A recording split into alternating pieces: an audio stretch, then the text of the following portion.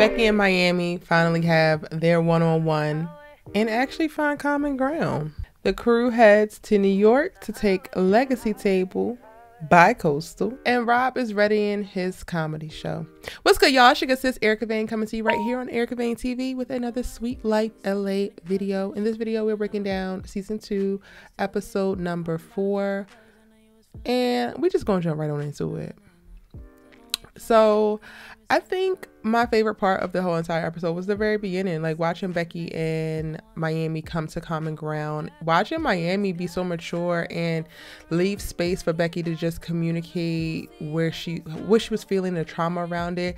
For the first time, she's actually feeling seen and heard, even amongst like her friends. And it's so crazy that this girl is the one that she like declared an enemy, and she's the one who actually realized like, yo, something else is going on here. This is not even just about me. Like, girl, let it out. You can let it out.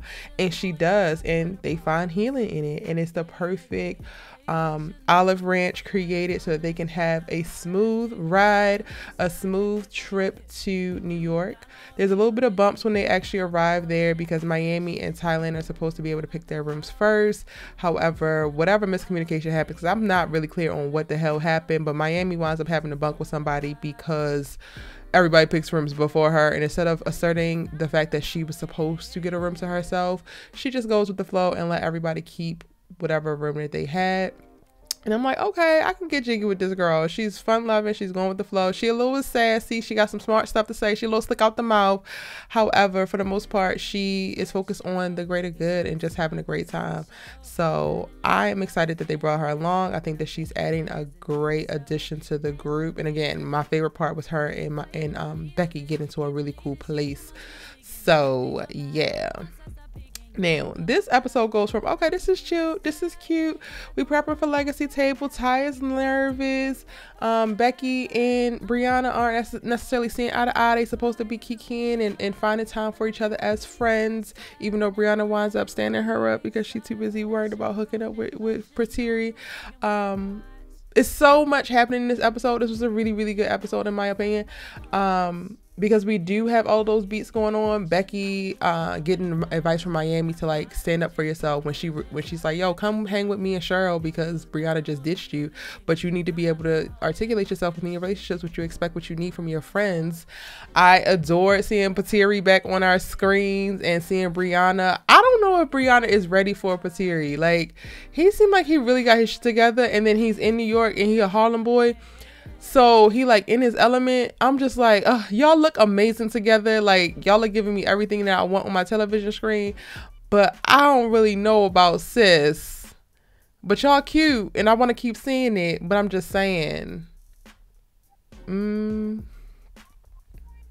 then because she hooks up with PETRI got some homies and they decide to they don't decide to throw a house party. She tells PETRI it's cool if he bring a whole bunch of friends, and he brings hella Negroes. This is what I'm talking about. Like, all the dope ass, intelligent ass, ambitious ass, amazing ass, like kind, not even nice, kind ass dudes. You need to be linking up with other dudes like you and then bringing them around your girls, homegirls. Like, let's get this parlay going, because there's not enough creme de la creme for me. There's not enough of quality circulating around. I'm not seeing enough of that. I'm seeing way too many great guys who dibble and dabble or stay to themselves, dibble and dabble and have some homies that they've known all their life and they don't really mess with no more because they raggedy, or they say to themselves, and I'm like, well, how the hell are you supposed to help me out as your homegirl if you ain't out here vetting the Negroes for us? But anyway, I like the scene. I like the whole vibe that it was giving.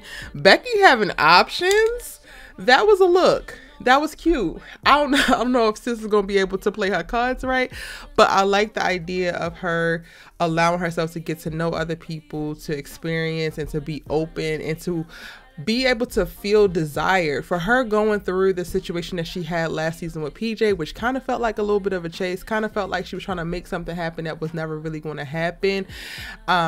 It's good to see her in this light where she's actually being pursued and these dudes really do have interest in her, and she's just like not overextending herself, but she's allowing the interaction, she's allowing the flirting, she's like taking it in. And I think that this is charging up her battery a little bit, like, oh wait, I'm popping. okay, I'm fly, I'm cute, I'm smart. Okay, cool. And sometimes you need that. Because Becky's a bad bitch, but she don't realize it half the time. And that's why she falls into little problematic behaviors and she has little toxic moments with her mindset because she is trying to prove herself a lot of times. It's like, girl, you ain't got to prove nothing.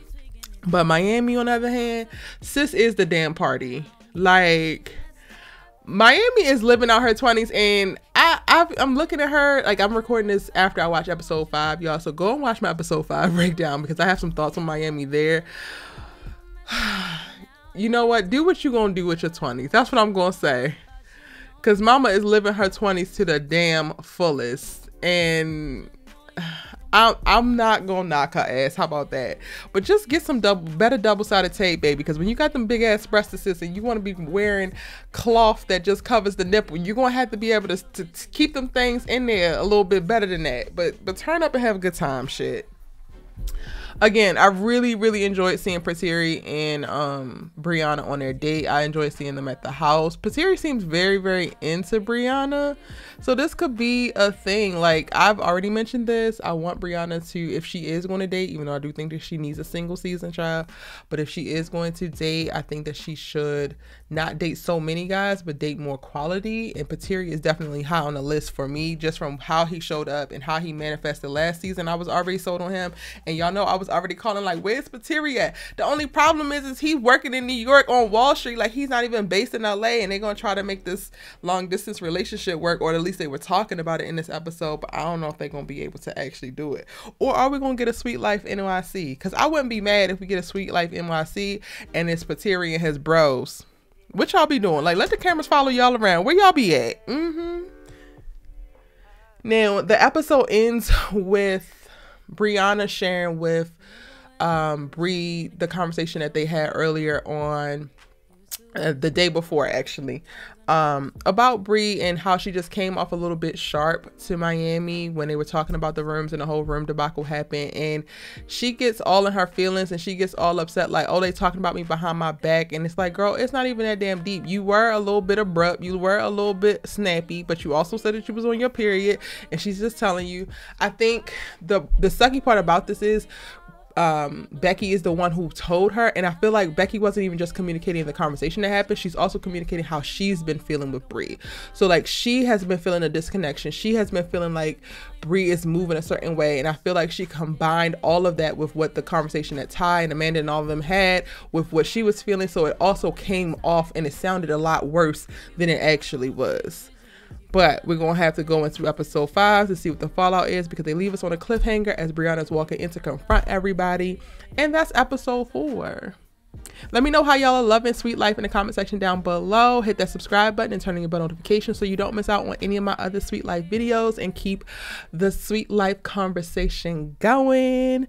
It's your good sis, you let us talk TV with. I'll see you in the next one.